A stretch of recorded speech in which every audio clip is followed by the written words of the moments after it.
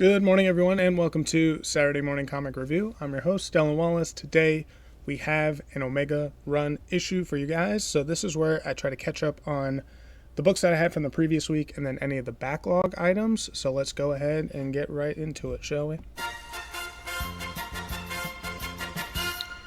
And so for the video, folks, you can see we have our first book up top here. I like to review 10 or so on these shows, so we do have 10 for today.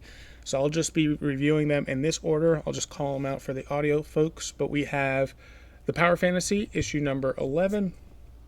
We have Ultimate Spider-Man Incursion, number 3. We have Superman, the Kryptonite Spectrum, number 1. And then we have New Champions, number 8. And that is all the books from last week. The rest now are the backlogs. So we have Scarlet Witch, number 6. We have Batman 159, which is part 2 for Hush. We have X-Manhunt Omega, which is basically just a one-off here. We have Exceptional X-Men, number 7. Batman the Brave and the Bold, number 17. And then last but not least is going to be Local Man. It's going to be issue number 7. And so those are the books that we have, and we'll be reviewing them in that order. We'll start off here with the Power Fantasy issue number 11. I'll go ahead and pull that up on the screen as well. I gave it a 4.5. Lee gave it a 4.6. Excellent book. Before we jump into it, quick reminder, if this is your first time here, I do spoil the heck out of all of these books. So I give you the score as I just did at the top there.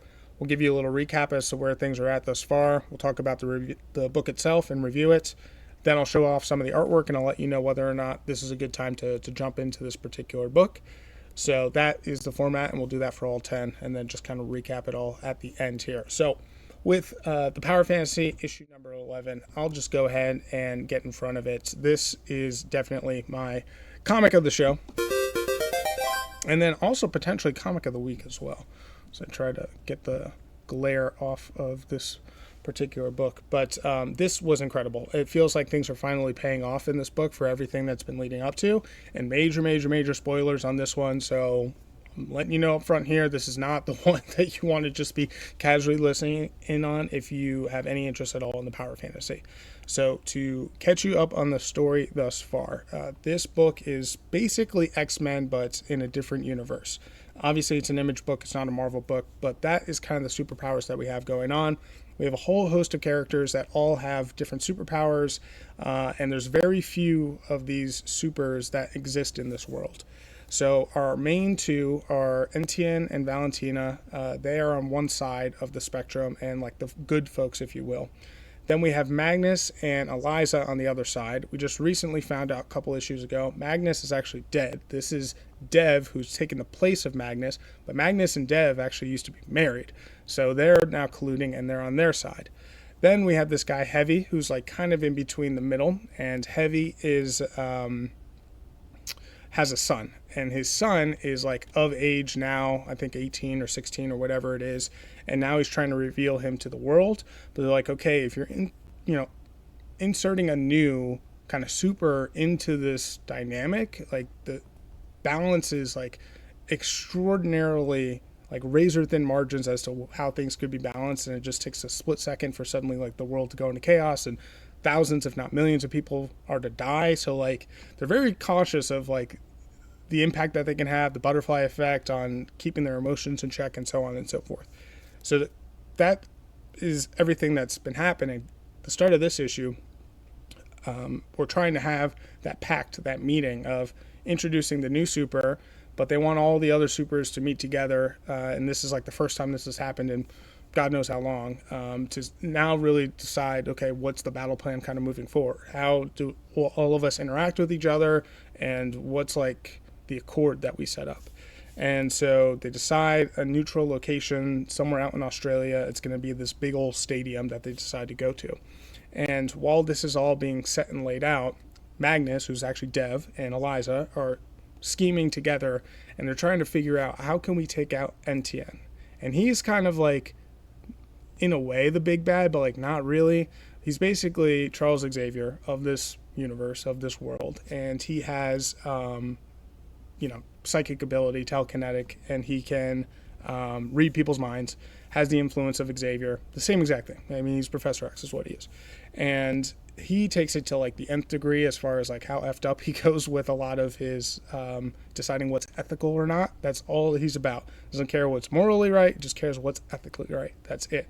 And sometimes he does like these really effed up things, but he thinks that that's more ethically correct because it's not going to then kill a whole bunch of people further down the line. So in kind of the thought experiment of train heading down the tracks, you have 3 or 4 people lined up, and if you don't do anything, the train is going to hit those 3 or 4 people, or do you pull so that way it gets diverted and it just kills the one person? Every single time that man is going to pull it. that is what he does. So that's like the level that we're dealing with here. And so Magnus, I should really just say Dev moving forward, and Eliza are trying to figure out how do we take out Etienne. And they're like, we have to do this like so swiftly, so quickly, and just make sure that it's decisive and he doesn't have a chance to read any of our minds that we're going to be able to do this.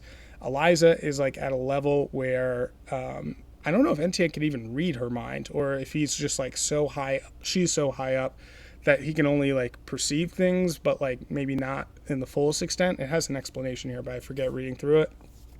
Magnus can be read, but he wears this mask thing that prevents him.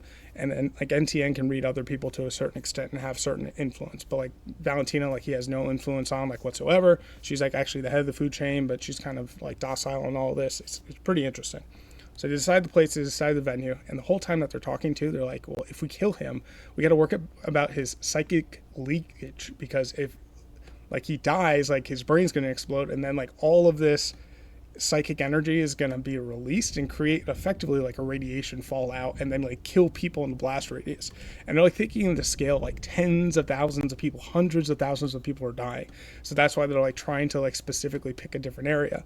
And they're trying to figure out like, well, Heavy has this big old dome that Etienne can't read into. We got to find a structure like that. So that's why they picked the stadium and then to close the roof. But like, how are they going to close the roof? So they were able to like manipulate the weather as well so that it would rain and then the roof would close. It's like this crazy thing. And so all of them meet up except for Eliza. And at first everything seems fine, but then it's like taking a while for Eliza to show up. And then everyone starts freaking out as though it's like there's some sort of trap. And then sure enough, it was raining. The roof starts closing, and as it slowly starts closing, at like the last second before people are like, screw this, we're out of here, Eliza shows up, the roof goes shut, and Eliza immediately blasts out and obliterates Etienne, and he's dead. And it's like, holy shit, issue 11, like it's been building all to this, and you can just see like how effed up Etienne is and his abilities, and he's like dead. And so shortly thereafter, like Magnus is like, calm down everyone, we have an explanation. Like, it's like, dude, you just blew up this guy, like internally exploded viscera and stuff all over the place. Like, what do you mean? And like, sure enough, they like go and explaining everything. And that's like the pretty much the end of the book. But then on the last page, it's revealed this other guy who doesn't look like Etienne, but looks like he could have been Etienne, starts talking. And he starts talking as though he's like, he is Etienne. He's like, what if the whole time you were trying to do the right thing, but no matter what, people end up trying to kill you? And it almost makes you think, this is like the big mind fuck that happens at the end of this. It makes you think that the Etienne we've known for these past 11 issues is not actually Etienne. Someone else is Etienne, and he's just been using this guy to pretend to be Etienne the entire time. Like that level of strength, of power, to be able to manipulate, and the real Etienne is still out there, who none of them have ever met before. Freaking wild, insane, crazy book. So I'm like, is this the one to jump into? You're gonna miss out a whole bunch of context and backstory, but it actually does a pretty good job in the first couple pages of letting you understand, like, here are the dynamics at play. You're gonna miss the whole reveal of like that Dev is actually Magnus, and that it's been for a while, and Magnus has been dead for a while. You'll miss all of that. But you will kind of understand a little bit of the power struggle, and the cliffhanger at the end here, like, we don't even know what's happening, right, as the readers that have been reading for this whole time. So I actually think you'd be okay at 11, but you might as well start with 1. This is one of the best comics of the year by far and away. I'm loving the power fantasy. Highly recommend. What an incredible book. So with that, let's go and show off some of the artwork here. And for folks on the YouTube, obviously you can see this. If you're listening on your podcast service of choice, this is available on YouTube too, and I just show up basically the artwork here. And so it'll basically flip back and forth between a couple days before where they're laying out this plan and the actual meeting and everyone kind of getting ready to go.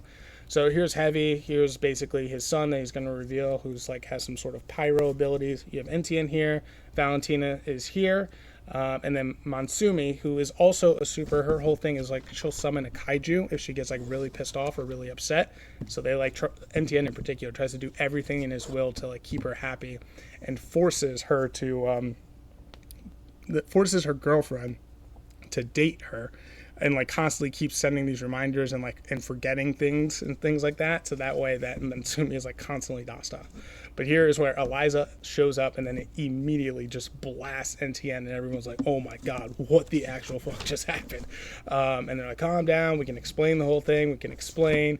And then here's the reveal at the very end of like, it's like, well, but is it ethical? Like basically to us, maybe of like, oh, this is actually Etienne. He's just been sending in like a whole bunch of random people as fodder of like who could potentially be Etienne. Freaking wild. Such a cool book, such a cool concept. The Power Fantasy, issue number 11, 4.5. Very close to a 5. Definitely in between, very close, but not quite. Not quite a 5. So that's that one. Then, next up here, from that high, not that this is going to be a low, but it's going to be lower. We have Ultimate Spider-Man Incursion, issue number 3. I gave it a 3.5. Lee gave it a 3.4. This book here, it's trying to bring together everything that's happening in the Ultimate universe, right? So we have the Ultimates, who are basically the Avengers of this universe. We have Ultimate Black Panther. We have Ultimate Wolverine. And we have Ultimate X-Men. And so this book here, Spider-Man is, or it's actually Miles in this case, is from the universe that the Maker's from. The Maker has shown up, stripped away a whole bunch of superheroes' powers, and so it's only just a couple of people that are basically his different heads of the different regions of this world that have powers and are trying to keep it in check. But the Maker's been locked away for a couple of years.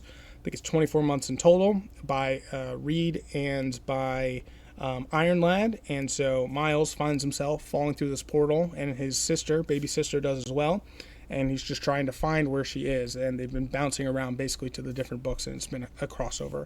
So this one takes place in Hinokuni, which is Japan, and it's basically the Ultimate X-Men. So Miles, he runs into Nico, and he runs into May. First, they're like, who the hell are you? And they seem scared. They start to fight, like kind of the classic thing. But then they take him in and they understand, okay, he's actually a good guy and he's trying to do something good. And they help him try to find his sister, who's been taken by the Silver Samurai and is hidden over at where all the House of the Atom place where the children are. They break in, and they look like they're going to be able to save their sister, but right before the end, Magic then shows up, who's the head of Eurasia's, I believe what they call it, the Eurasian Republic, which is all part of the X-Men Wolverine side, takes Billy and leaves, and with that, we're then kind of revealed that it was, what was his name? I had it, and then lost it. Let's bring up the notes. DaCosta. So DaCosta is the one that kind of discovered that they're calling it an anomaly because they spilled in from a different universe, but discovered that the anomaly was there in Hinokuni and at the House of Adam and gave that tip to Magic. So it actually looks like DaCosta may be pulling a lot of the strings behind the scenes. My personal hunch is like DaCosta thinks he's running stuff, but as soon as the Maker comes, he's just going to obliterate DaCosta. He's not going to be a piece on the board for very long. But that's the reveal at the end of like, oh, DaCosta seems like he's actually running all this stuff. But my hunch is like, okay, you think that this is a big bad, but it's no. Like Maker's going to show up and it's going to be one of those things of like just obliterates with like a snap of a finger or even like a glance, you know. It's going to be that type of epic thing that happens. So that's the book. Let's go ahead and look at the artwork here. I'll say it's got to be tough, I imagine, just trying to weave in these different authors, creator styles into something that makes sense and is connected and is interesting, and it's like, oh, here's a nod here, here's a nod there, but a lot of folks may not be actually reading these books, so you have to maybe give a little bit more context, and it's maybe a little more heavy on the exposition, and you can't focus so much on the storytelling itself. It's got to be difficult. This is my first probably true going in between different storylines and having a really good sense of what all is happening in the event. And so, I stopped Ultimate X-Men. I wasn't the biggest fan towards the end, and I ended up dropping it. Same with Black Panther as well. So it's even tough for me to really stay invested on this. But I am interested to see it all kind of weave together. The first one was Spider-Man based. The second one was Black Panther. This third one is X-Men. And then the next one is very clearly going to be the Ultimate Wolverine. I think I don't know if maybe the Ultimate will be after that. I really don't know. We'll have to see. But we're getting close to the Maker arriving, so there's probably not too many more of these. So we'll just have to go ahead and see. So that's Ultimate Spider-Man Incursion, issue number 3. I'd say start with number 1, just so you can see the trail of what all is happening. So next here we have Superman, the Kryptonite Spectrum. And this one, I gave it a 4. League gave it a 4.3. League was much higher on this than I was. I was actually probably in between a 3.5 and a 4 on this. And the biggest holdup for me, which may be surprising if you've been listening for a while, it's not usually this case, but it is for this book. It's actually the artwork. The artwork itself, and you can see it a little bit here, but you'll see it when I start actually flipping through the book, if you're looking at the cover. The artwork is like a little derpy is the way I would describe it. And if you're not familiar with that term and like what that kind of references, almost think of like high school doodling, but like you don't really have the skills yet that you're developing to be like a full-on professional artist. Like that's what it reminds me of, and I don't like it. I can tell it's an intentional choice, but I'm like, and even this level of art is beyond me, but I'm like, this doesn't look good. It just looks kind of like, I don't know, like my 14-year-old cousin put it together. For him, it would be awesome, but for like a whole professional thing, I'm like, not so much. And I really have a tough time just getting past it. And you'll see when I start flipping through the artwork. But the story itself, a lot of denser of a read in the way that it's written, like a bunch of like really long syllable words. And I'm like prepping for the SATs all over again, reading through this thing. And it's almost like it doesn't really need that, but it's doing it anyways. So that's like a little bit annoying in that it's not the quickest read that it probably should be. But the storyline here, it's in issue 1. We have Superman. There's a whole bunch of different fragments of kryptonite that have been discovered just outside the atmosphere of Earth. Superman goes and grabs them, and he wants to test all of them out. I think it's 4 or 5 that he's trying to test. So he recruits Batman, and he's like, hey, we can't let someone like Lex get a hold of these and not know what they do to me, right? We obviously know the green one's going to hurt me. The red one, there's a whole bunch of other colors, and they laid them out of like what they specifically do. But these are new. So we got to see what they do to me so that way we can prepare in case they're used against me. So like, okay, that makes sense. Let's start with one. It's with Purple K is what it's called, is the first one that they try. And they blast it into Superman, just kind of a controlled amount, and very quickly you can tell that he's disoriented, but it's specifically time. You just can't perceive time in a linear fashion, and his memories are like coming in all sporadically, and he doesn't know what's in the past and the future. And there's something that actually seems like it's in the future, but it was actually recently in the past.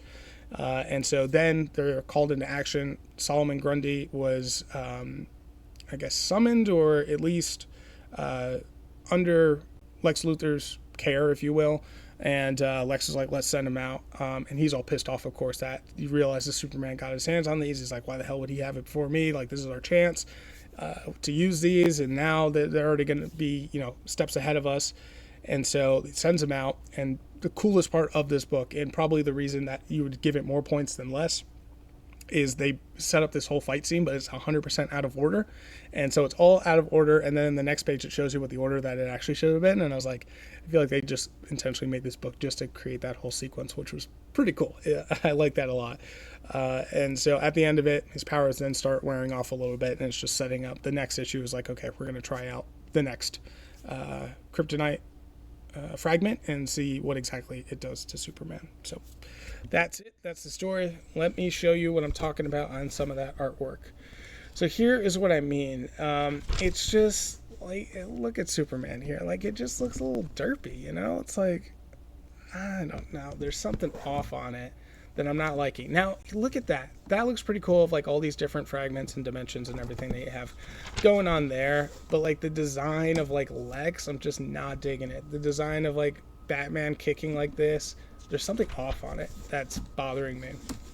Enough to where I'm calling it out here. Right? Like, look at Superman's face here. I'm like, It's like the faces are super tight in together, and it's just not working for me personally. So let's see, if I get to the part here where they start fighting, that would be, okay, here it is. So it's just like kind of standard, 6 panels per page, where it just shows like all the different segments, but they're all out of order. So it has 2 full pages of that, and then it's like the realization that, what the heck was happening? And then it puts it all in order for you to read through. So it's like, that is pretty cool. And the coolest part of the book, I would say. So that's a nice little like meta breaking the fourth wall, but it makes sense with the story type deal. And so now they're putting that fragment away, and then they'll get to working on some other pieces as well. And so it looks like the blue one, Cobalt Kryptonite, is going to be the next one. So I'll definitely continue it. It is Superman, the Kryptonite Spectrum. I'm just like interested in like, what's the next one going to be? What power are they going to screw with, and how are they going to potentially break the fourth wall as far as elements that they add and strip away in the comic itself? I'm be interested in that. Obviously, Lex is pissed. It's a pretty classic story there, so on and so forth. So yeah, definitely number 1. It's the one to check out for sure.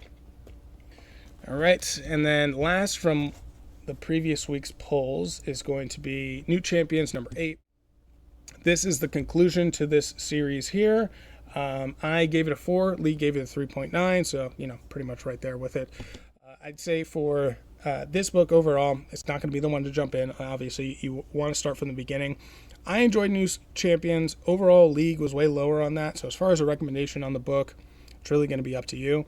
I enjoyed the newer heroes. I liked kind of the more young adult teen type of vibe to it. I just thought it was good and it was well done for my taste personally. But if you're looking for something darker and grittier, like this just isn't it. It's very, very light in its content overall.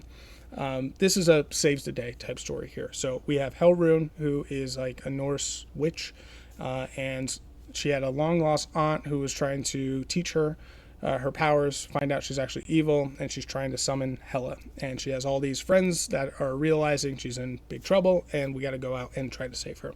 So that's what they end up deciding to do. So Hela is raised from hell, the underworld or whatever, and Helrune is possessed by her. All the friends arrive. They start fighting a whole bunch of Norse zombies, which is a callback to, I think, issue 1 or issue 2 of this.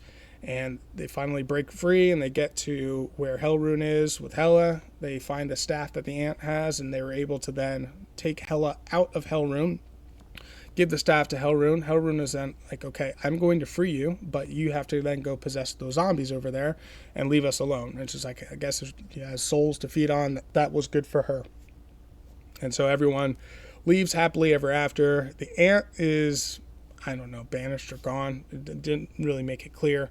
But, and that's the end of it. And everyone's safe and good to go, and so on and so forth. So they don't really have plans on what's going to happen next with the New Champions. I really don't know.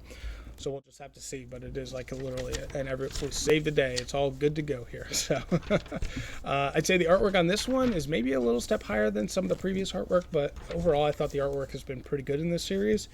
Very in line with what has been happening in Scarlet Witch, if you're familiar with some of those and my reviews on that. And then I'd say also similar to Miles Morales as well. So like, look at this one right here where you have Helrune possessed by Hela, and like all the green and the wind and the power coming off of her and everything like that. That looks pretty cool. Here is where Hela's knocked out, and where they're basically negotiating with her of like, here's what we're going to do. You can go and take on these zombies over here. And then just wrapping everything up here, how Helrune came back and joined the party, and we'll see what they're all up to next. So yeah, New Champions number 8. Again, I gave it a 4. League gave it a 3.9. And it is the conclusion, so maybe not necessarily the time to jump in, but look back at my other reviews and see whether or not it'd be something for you. So next up here is Scarlet Witch number 6. This is the start of the backlog issues. I gave it a 4. League gave it a 4 as well. Nailed it. I know. Thank you. Moving on. And this book takes place before the events of New Champions. Obviously, that came out last week. This book actually came out November 20th, 2024. And on here, you can't see it with the glare, but I'll try to pull it up here. On the bottom left, Wanda and Agatha have a new student that they're trying to train. And it is actually one of the members of the New Champions. It's Amaranth. I keep trying to commit it to memory, and every time I do, I fail. Amaranth. Amaranth. So they're trying to teach her, and Agatha basically shows up and is like, she's too powerful. I can't teach her. There's only one other person that reminds me of, and that's you, Wanda. So best of luck. And just kind of dumps her off with her. So Wanda's like, all right, I'll teach you. And since you guys especially came through the last door, that means like, I'm kind of your last hope or whatever. So let's go ahead and figure it out. So they leave the shop, the little witch magic shop that they have, and almost instantaneously they're attacked. They're attacked by this marauder that pulls them into the separate reality. Amaranth falls down with her as well. Wanda's really pissed at first, but then the fight gets on, and as they're fighting, this marauder is kind of beefed up and has like a bunch of different, dispels and like anti-magic properties to it. But they continue to fight, and Wanda figures out I got to use some hexes. That's what she uses. And then the marauder is at the place where it's like, I'd rather self-destruct than let you guys live. So that's what it's going to do. And Amaranth goes inside to the marauder and like pulls out whatever this destructing spell is and then absorbs it herself, and like it goes away. And Wanda is like, what the hell? I can't believe you did that. Like, the level of power that would have required is insane. It's amazing that you didn't just die instantaneously from doing that. And then Amaranth is like all ashamed. It's like, yeah, see, I have all this crazy power and like I can't control it. I don't know what to do with it. And Scarlet's like, okay, don't worry. Like, we'll figure all this out. And at the very end of the book, it's actually revealed that the Marauder was sent by Agatha herself with like one of her little scientist minions. And so they put together the Marauder, and they're basically trying to put Amaranth through her paces and just see how powerful is she actually. So there's something dark and sinister that's happening in the background as well, as it is Agatha, and this is how she is. So pretty cool book. I'd say very solid 4. Smack dab in the middle 4. Like, just true 4 as 4 could be. This would be a fine one to jump in as well. I think you get plenty of context and information on this particular issue, and it's a great way to launch into what else is going to happen with Amaranth. So that's all good there. So here's where that Marauder shows up and starts pulling them into the different reality. And then the fight is on right here. So great from the artwork. Just the right amount of text, I'd say. Maybe a little long on the text, but it's fine. It's nothing too crazy. And so here is like that self-destruct where Amaranth takes out that spell and literally absorbs it and takes it in. And then Wanda is like, what the hell? Like, you are a suicidal kind of psycho. Like, why would you have done that? But we'll go ahead and figure it out together. And then the reveal at the end here that Agatha was actually behind it the whole time. And I'm sure she'll be sending out something else to test both the Scarlet Witch and Amaranth. So that Scarlet Witch issue number 6, I give it a 4. Lee gave it a 4 as well. Oh boy, here.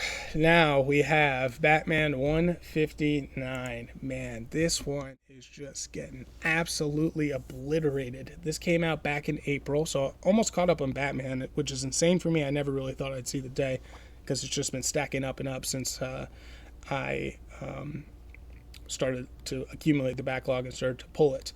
But Hush, a lot of hype going into it. I think I mentioned it before. One of people's favorite Batman suits. But the story is just slacking here. So I gave it a 4. Lee gave it a 3.2.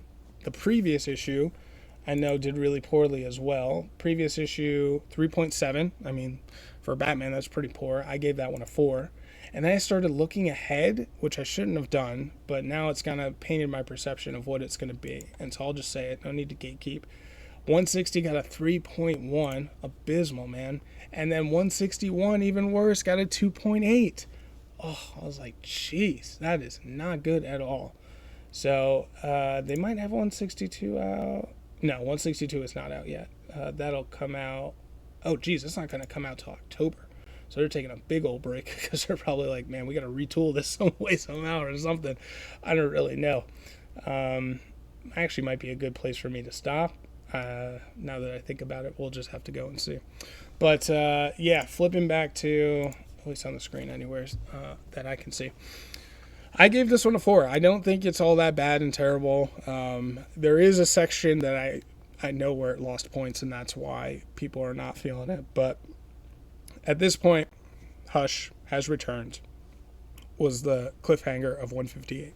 So we start 159 with Batman trying to save Joker. He's bleeding out. And he's like, crap, I'm not going to make it to the hospital. I'm not going to make him to Arkham Asylum, and they're just going to kill him anyways. So he links up with his the woman who saved him the night that his parents were killed. It was a nurse. And he knows that she has a place nearby, and that was the closest that she would be able to support. Not that she's not going to know everything, but she'll have some of the tools to be able to try to get it done. That's what they bring him, and they barely keep Joker alive, and he's stable. But he's not going to make it to any of the hospitals, so then he has to take him back to the Batcave. So that's what he decides to do. When he's back at the Batcave, he's trying to analyze and figure out what exactly is happening, where's Hush, and Joker's trying to recover. While in the Batcave, someone comes up behind him and sneaks up on Batman. I already know they lost points on that. Nobody's sneaking up on Batman. In his own Batcave. Just not happening. But that's what happens. And you think it's Hush, and it's not. It ends up being Jason or Red Hood. And so it was like, oh, that's a big reveal of like, why the hell is he attacking Batman? And probably pretty easy for him to get past different safeguards and security measures and so on and so forth. But then he starts attacking. So then these two start fighting, and it looks like Batman's going to be down and out. And so Batman's like, shit, like Jason's going to try to kill Joker. He's going to try to incapacitate me. He takes a gun and he shoots towards Jason that he knocked away from him. Huge lost points on that. It's like these two things back to back. That's just like, not Batman. This is some other character that you guys are writing about. So what the hell is going on? Doesn't make any sense. And so in the end, Red Hood is able to knock Batman unconscious, and looks like he's working with Hood some way, or Hush some way somehow. Doesn't make any sense. So we'll see where it goes. I liked it from an action sequence. The shock value of him using a gun, the shock value that it was Jason, made it higher for me. For people that are like, this is what Batman is, here's what he's about, this is the character, you do not deviate, he doesn't kill, he doesn't use guns, right? He's the ultimate detective. I can imagine you had so many issues with this. It's like, this is just not Batman. But for me, I'm not like all into that, and it's like, whatever, I'm just reading it to be reading the book. And for me, for the book itself, I was like, that's pretty cool. That's why I got a 4 in my eyes anyways. And so towards the end here also, we had Damian and Batgirl, I want to say, are both also teaming up with the Riddler. And the Riddler's like, you're going to need my help against Hush. So it looks like the Riddler's on their side for this one as well. So that's 159. Let's go ahead and show off the artwork. Artwork is phenomenal. It is Jim Lee on this, right? So you got the GOAT working on the interiors on this. So I guess that couldn't even save it from a ratings perspective, which sucks to hear, because I hear, maybe not for interior art, but I know for covers, like he didn't do a cover for DC for like over a decade. And so I'd imagine it was the same for interiors too, but I could be wrong. Like, look at the detail on this. Incredible stuff. And this is my first, I'm pretty sure, this is my first Jim Lee book that I've been reading through as well. So like, look at that. It's just on a different, like the detail in the background here of like all the different gadgets and gizmos and how they're doing the cave and everything. Right, all the veins like popping out of Batman's neck. Like, it's just freaking dope. Jim Lee, I get it, man. I'm all about it. I get why Jim Lee is considered one of the GOATs. And so, yeah, at the end here, just basically looks like the Joker was taken from now when Batman comes to. So yeah, Jason's working with Hush. I just started reading 160. I think I'm gonna have that on the regular issue that I do this Saturday. And not hating it, not loving it. We'll just see. I just only got like a quarter of the way through the book before I had to put it down. But that's Batman 159. I gave it the 4. Lee gave it a 3.2. Alrighty. I probably should have stacked these a little differently because we go from one poor one to another. But I didn't think this one was poor either. This is X-Manhunt Omega, which is just a one-off and just ties everything together that's been happening for the X-Manhunt. That's been going through literally all the books. It went through X-Men, X-Factor, Uncanny, Nyx, X-Force, pretty much all of them. And so this one, I gave it a 4. League only gave it a 3.3. And it probably deserves lower marks than what I gave it. It probably deserves a 3.5. Just from a story perspective, it doesn't. It's so weird and bizarre how they just hand wave stuff at the end. It doesn't make any sense. But there was one scene that was so freaking cool that I was like, I'm giving it a 4. I was like, that is just awesome. So we have Xavier, right? He's got this tumor in his brainstem, or brain, and he's losing control of his powers. At the same time, he gets a message from his daughter that she's under attack, breaks out of prison, and he's been like kind of fighting and finagling his way all throughout different mutants and different stories and trying to break out. So here it finally looks like he is on a spaceship and he's about to head out to space so he can go meet up with his daughter. And so Cyclops' whole thing, Scott is like, no, you should be in jail. Like, these are all the atrocities that you committed and you shouldn't be allowed to escape.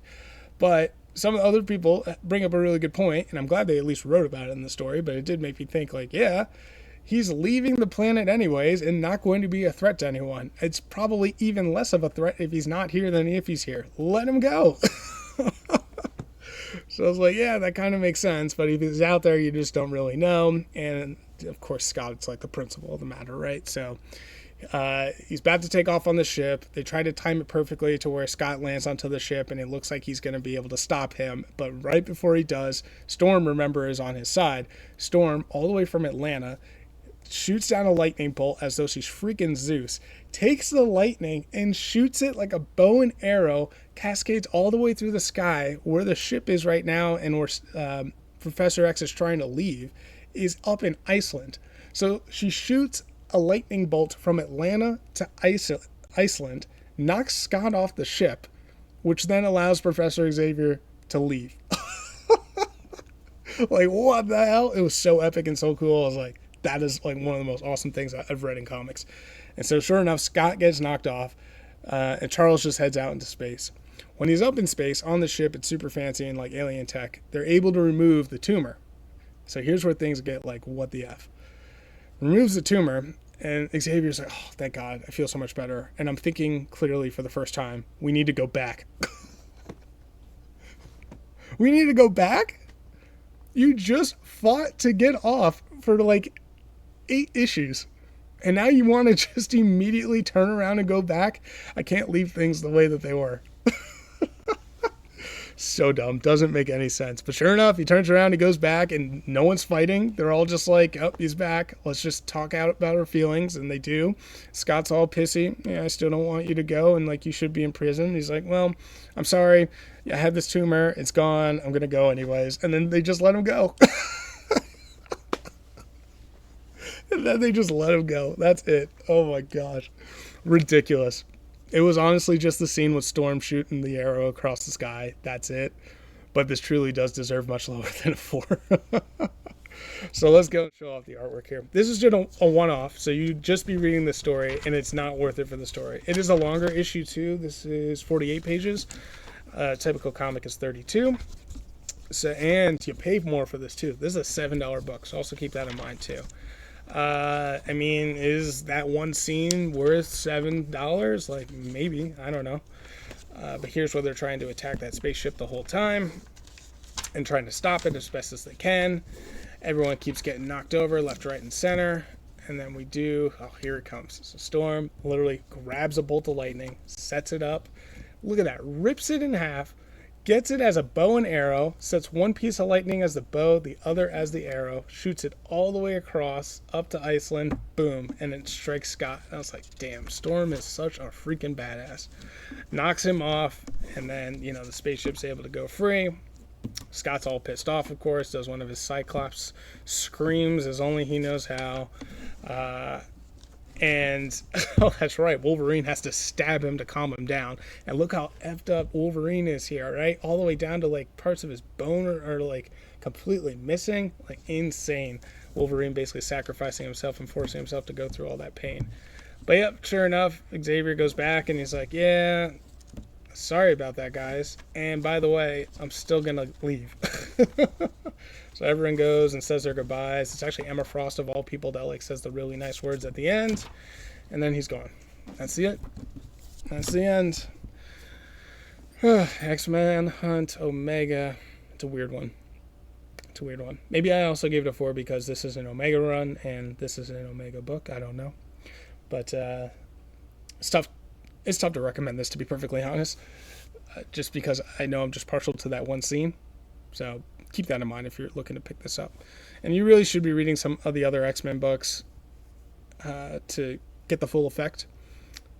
And this has already happened in the past. This came out back in March 26th. So keep all that in mind as well. So again, X-Manhunter Omega, number 1, or just the one shot. I gave it a 4. Lee gave it a 3.3. Alrighty. So after this, we got 3 more books, including this one, Exceptional X-Men number 7. So this one I gave a 4. Lee gave it a 3.8. That seems like the right score for me. And what I was thinking, looking at the cover here, I really should have known where this was heading and probably given it a lower score because of it. But for whatever reason, it was a blindside and I didn't see it coming. So we have Axo here, who's our green mutant on the cover. He's one of a bunch of other kids. I say a bunch, it's 2 other kids who are trying to learn their powers. So you have Emma Frost, you have Kitty Pryde, and you have Iceman trying to teach them. And you get kind of snippets of stories of each one of the kids. So this one's focused on Axio. There is an app out there that allows you to submit your DNA and like potentially change what you look like on the exterior. And so this is mostly for those mutants that don't look human, right? So Axo, he likes who he looks like, but what he's more afraid of and more bothered by is not like people's necessarily reactions, but like just the fact that his powers, the fact that he can read everyone's mind and like what is going on and what they're thinking about him. So like he's totally fine with himself, but he almost wants to turn off his mutant ability. That's what he's actually trying to get at. Even though he looks green and like people stare and everything like that. He's like, guys, people can stare all they want, but it's the fact that I can actually read their mind and hear it. That's what bothers me. I was like, okay, well, fair enough. That does sound like literal torture. And so he meets up with the head of the app and, they're learning, and actually it looks like he's going to be an intern for him. In the previous issue, it's very clear that they set up a interaction where it looked like they were going to get robbed. So that way he would get closer with the boss. And they're clearly paid actors, so being manipulative as well. But Axio, after getting a fight with a whole bunch of the X-Men people, and they're not seeing his side of it, of like, dude, it's super dangerous to be sending in our DNA. Like, how many times has this happened in mutant history of it's just nefarious people doing things, whether they're a mutant or not? And he's like, nope, this is different. And of course it's not different. But he shows up and he talks to the head boss, and they're in his private lab. And then like things start to get eerie and weird, where he's like, yeah, like, you could stay here for a long time and like we can figure this out. And like, and so it gets to the point where Axio's like creeped out. It's like, I want to leave. And he won't let him leave. And it's revealed that it's actually Mr. Sinister in the end, is who this guy is. So if you look at the cover here, very clearly, it's like, oh yeah, that is Mr. Sinister. Like, of course it is. And this is just the standard cover A, so I should have known that. But when it was revealed, I didn't realize it, so kudos to them. So let's go through some of the artwork here. Artwork here is pretty good, I'd say, overall. So you got this nice little scene about Emma Frost reminiscing on the past here before we jump into the actual story here. That, of course, does mostly focus on Axio. And here's kind of where the fallout starts taking place, where some of the folks there. And he's like, screw it, I'm going to go back to the lab, folks. And that's where he goes. And then here's where things kind of start to turn for the darker. And Mr. Sinister reveals himself in the end. So, yeah, pretty cool book. I don't think this is the one to jump in on. I think you'd be better off if you started with 6. And maybe be better off with number 8 for... like the next one. Maybe not 7. So do 6 or 8. That's what I would say. So this is Exceptional X-Men number 7. I gave it a 4. Lee gave it a 3.8. And I realized I didn't say what it was for Batman Hush. You would have probably wanted to jump in at 158, not 159. Just to call that out there. So the next we have here is Batman the Brave and the Bold, number 17. This one, I gave it a 4. Lee gave it a 3.8. I think this is one of the better Brave and the Bolds. Again, this is our anthology series, and so for those who know, I always got to pull up my notes for this one because I don't know why. You pull up the covers on the other ones, and it's like, oh, the story just kind of comes back to my mind, and rarely do I have to refer back to notes unless it's like names and things like that. But for the anthology, it's multiple books, and this cover has like nothing to do with what actually happened in really any of the stories, and that's kind of for all of them. But this one, we have 5 books that take place in this one, and one was like literally 2 pages, so that was much shorter. But the longest is here is What's a Calendar? Best book, I'd say. And this is all just takes place in one little short story where you have Calendar Man. And it's pretty funny how they ended up doing this. And they have Calendar Man. He's got a whole bunch of hostages. And this is on February 28th. The next day is Leap Day, because it's a leap year, February 29th. And he's like basically losing his mind. He's like, because this date shouldn't exist. It doesn't make any sense. They did the calculations wrong. That's his whole issue. And so what he's going to do is he's going to kill all of these people who were born on a leap year. He has all rounded up as soon as the clock strikes midnight. So that's the whole premise. So on the outside, you have a hostage negotiator and you have like a police captain. And together they're like trying to take this all down. On the inside is actually Batman. And the funny thing about the story is it looks like in the hostage negotiator and police captain think that they're making all this progress, but in the background, it's actually just Batman doing all these things. And so one of the hostages is a Yakuza gang member, or like the son of someone who's high up in the Yakuza. So the Yakuza then show up and they enter in, and then they start blasting, and then the police start shooting at them. So they get all involved. On the inside, it's just Batman dealing with Calendar Man. So he's like taking out the lights. He's trying to handle the Yakuza one by one. But the hostage negotiator and the captain think that they're actually making progress here. They actually decide to go in and rush the building and save the hostages because the Yakuza have been thinned out. And when they do, they see that Calendar Man was all tied up, and then all the hostages were actually set free, mostly by Batman. But in the end, still kind of patting all themselves on the back. So that's basically the story of, yeah, we're doing good, but it's like, oh, it's actually Batman, but whatever. We supported in whatever way that we could. So next here is The Petsurrection. This was meh. Very short story. It's about a detective. And he's getting involved in like these random pets that are being resurrected, and he finds one of these cases and handles it, but after that he's like, I'm kind of done with this is weird. Then this cat with superpowers shows up, and he's like, I don't want to deal with this cat. The cat's weird, and he tries to just live his normal life, but the cat keeps like stopping all these resurrected pets from attacking the detective, and the detective's like, there's something going on here, so maybe I should stick with this cat, and this cat's actually helping me out. So that's the first part. Sure, we'll have multiple parts after that. Then we have Duality. This is going to be part number 3. So Renee, who is the Question, or the unmasked or faceless vigilante, and she has been revealed that that's who she is. Renee is also the police commissioner. So she was outed in the middle of a press conference, so everyone's freaking out, like, what the hell? It's like getting a X notification and like seeing that, and they're like, oh my gosh, what the hell is going on? So she ducks out of there as quickly as she can. But she's not the only person who's the Question or the faceless vigilante. There was a mentor before. He shows up and he's like, I have a way to clear your name and just basically say that this was all a hoax. Takes the heat off of her and then allows her to investigate.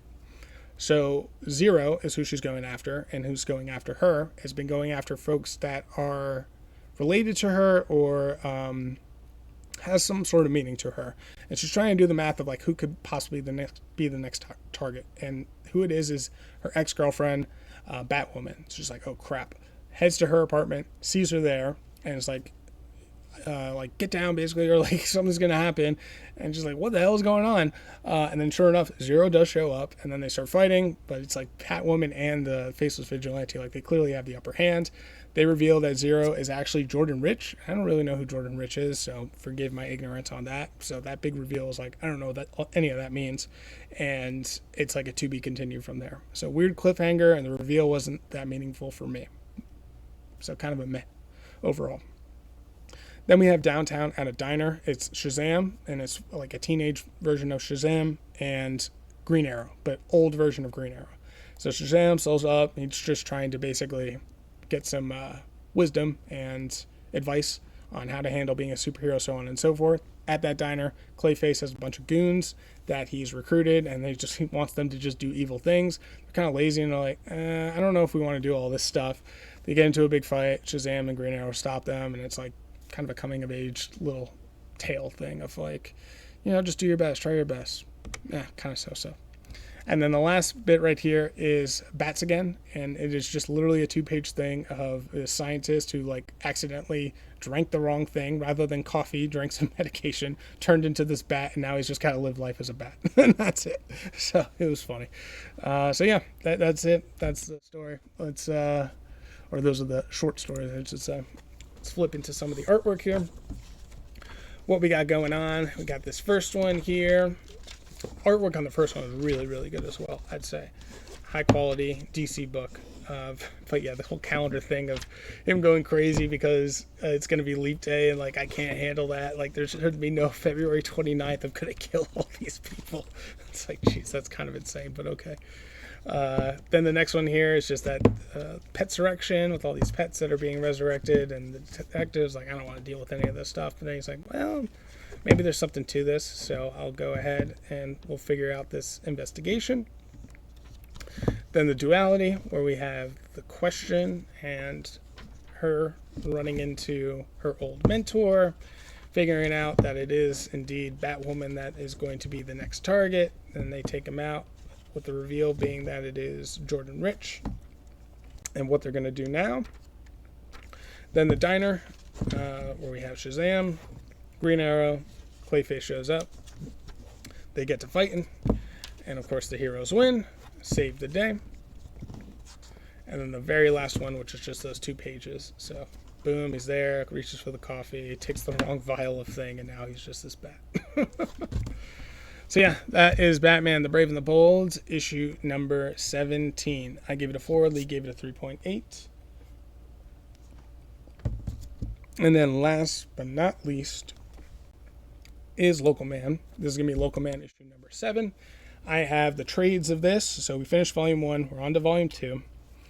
Local Man is about a dude who was part of a superhero kind of company group, and all the shenanigans of him being fired and let go. He finds himself back in kind of a small town in Wisconsin and is trying to figure out and solve all these different investigations. It's definitely a funnier style book. Not satire per se, but just finds himself in the most ridiculous situations. So we have Local Man here trying to investigate the murder of a 16-year-old girl. And there are some hippies that moved in down by the river. And, I should say, I gave this a 4. Lee gave it a 4.3. And down by the river, he goes and checks it out. When he goes there, there's like this weird looking monster, like sea monster type deal that has all bloated and looks like it's covered in barnacles, and it's been underwater for like years and years and years. Swamp monster type looking thing. So the beginning of this book, he's going through the woods and he gets taken in underwater without even knowing. Then when he's actually saved by those hippies that he was going after. So these hippies like kind of moved into town, and they think that they may have something to do with them. So the hippies, one of them claims that he also has superpowers as well. And then he's like, I can like give you my superpowers too if you like take this medication, and it's going to help you find your way. Of course, he doesn't have superpowers at all. He literally just gave him drugs, and the guy just took the drugs. So Local Man is now tripping balls as he's like going through the forest and trying to figure out what all to do next. But as he's stumbling through, he has his ex-girlfriend, Igna, who's like kind of a hot shot in the town, has a couple of different restaurants. But we find out she's working for this big mega corporation that has some sort of nefarious agenda that they're working on that's cloning a whole bunch of people. At least that's what we think it is right now. And so Local Man received specific instructions. Do not investigate anything beyond what is happening in the river. And of course, he's high and ends up stumbling onto the warehouse that we've seen before in previous issues, where Igna seems to have like a whole bunch of these cloning vats, but they're all destroyed. So maybe this was an older one, or this was the warehouses that we saw before, but those are flashbacks of a certain extent, and they're all destroyed. And so that's what he ends up stumbling on. And then meanwhile, Igna is still trying to navigate and figure out what all is going to happen with her, because she looks like she's trying to set up her success, but then has to like play the balance of like keeping everything incognito, away from her family, away from Jack, Local Man, while also pleasing whoever these people are. So yeah, that is the book basically, and that's the issue. I think it was basically a setup issue that you have here.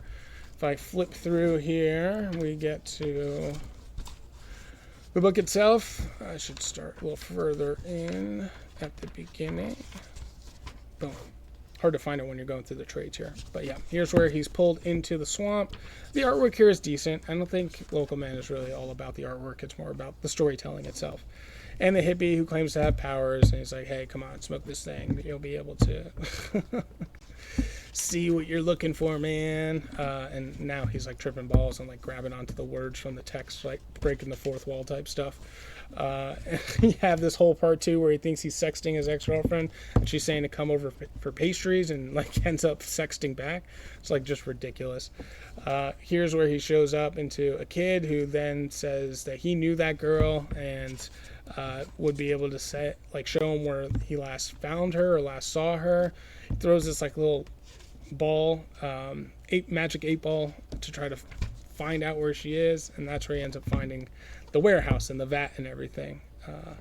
And then at the end here, it's just like, what all could be happening here, and what's happening, and just a reminder that he shouldn't be investigating this in the first place, and likely something terrible is going to happen because of him snooping around and doing it while he was high, and then probably also sexting his ex-girlfriend as well. The cool thing about this book too is there's always like a little comic as well at the end that's like more of an action-based comic on everything that used to happen or happened like way in the past. So this is right after Crossjack dumped Igna and basically decided that she was going to start all these restaurants, and what the inspiration was behind that. So that's what the very end of that book is. So yeah, Local Man, I gave it a 4. Lee gave it a 4.3. I feel like Lee has been giving the book a much higher rating than I've been. I've been right at the 4 for the most part, maybe 1 or 2 4.5s, whereas Lee has been consistently 4.2, 4.3, 4.4. So I'm digging it, but I guess just not quite as much as League is, which is totally fine. So with that is our last book. Let's go ahead and just recap everything for you guys so you can see it. And I like to do these little one-liners as well. So we have the Power Fantasy issue 11. Etienne is dead, but is he really? Oh, so good. So good. Love the Power Fantasy. Ultimate Spider-Man Incursion. We landed up in Hinokuni, and it looks like we're going to go to Ultimate Wolverine next. Superman, Kryptonite, Spectrum. We tested out Purple Keg. Cobalt will be next. New Champions number 8. The conclusion here. Hellruin is saved. Scarlet Witch, issue number 6, learning more about Amaranth and her powers. Batman 159, Hush, and learning that Jason is working with Hush. X-Manhunt Omega, Professor X escapes just to return, just to escape again. Exceptional X-Men number 7, Mr. Sinister is revealed. Batman the Brave and the Bold number 17, continuation of our anthology. I don't know how to do a one-liner for our anthology. And then Local Man number 7. Crossjack is just trying to figure out all what's going on his great, big, beautiful adventure. So those are the books. You have those 10. I appreciate you guys so much for tuning in. This will get posted likely Wednesday night, and then we'll have our standard issue on Saturday. I will say, as we close out the show, definitely going to do a Saturday issue. The next week, though, I it's a travel week for work, so I'm just not going to be able to do an Omega. It's like just literally impossible.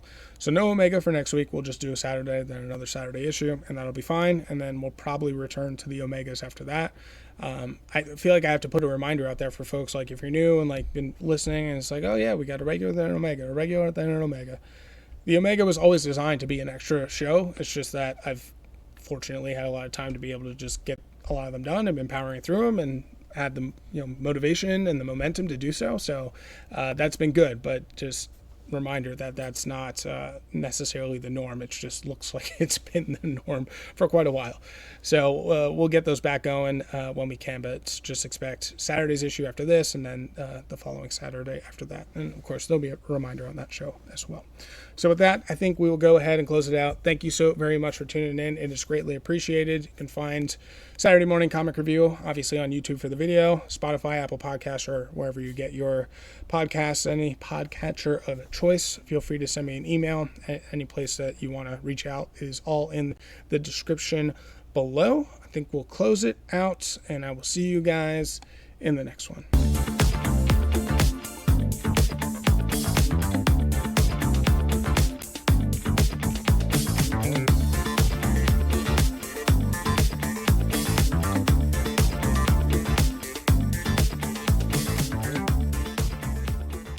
This has been a DMW production. Thanks for stopping by.